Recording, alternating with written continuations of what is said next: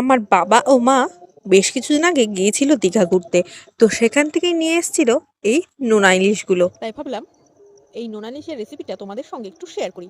আমি তো কোনোদিনও এরকম নোনা ইলিশ খাইনি, আর কেমন খেতে আগে জানতামও না। তাই কিভাবে কি রান্না করব সেটাও আমার অজানা ছিল। তাই প্রথমে ইউটিউবে একটু কয়েকটা ভিডিও দেখে নিয়ে রেসিপিটা শুরু করলাম। প্রথমে নোনা ইলিশগুলো গরম জলের মধ্যে দিয়ে 5 মিনিট মতো ঢেকে রেখে তারপর মাছগুলোকে খুব ভালো করে পরিষ্কার করে নিয়েছি।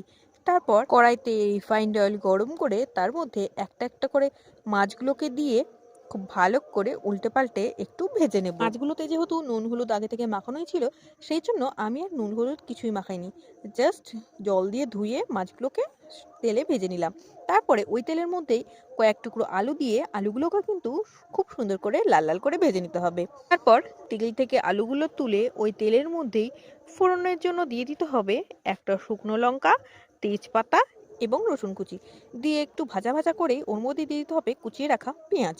পেঁয়াজটা একটু লাল লাল করে ভাজা হয়ে গেলেই ওর মধ্যে আমি দিয়ে দিচ্ছি আগে থেকে বেটে রাখা আদা, জিরে এবং শুকনো লঙ্কার পেস্ট।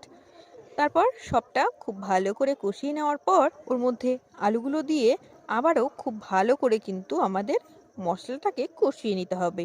মশলাটি কিন্তু যত ভালোভাবে কষানো হবে তত কিন্তু রান্নার রং এবং টেস্ট দ্বিগুণ হবে।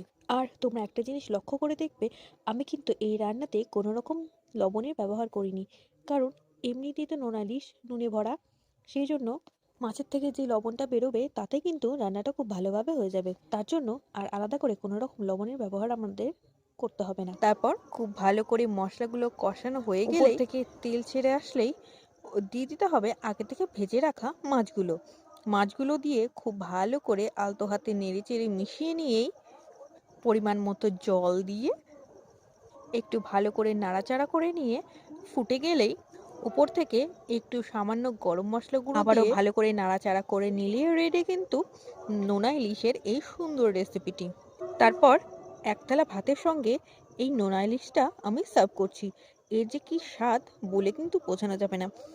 তোমাদের একবার অবশ্যই এই রেসিপিটা ট্রাই করার অনুরোধ রইল। সকলে সুস্থ থেকো, ভালো থেকো, দেখা হচ্ছে অন্য কোনো ভিডিওতে। ধন্যবাদ।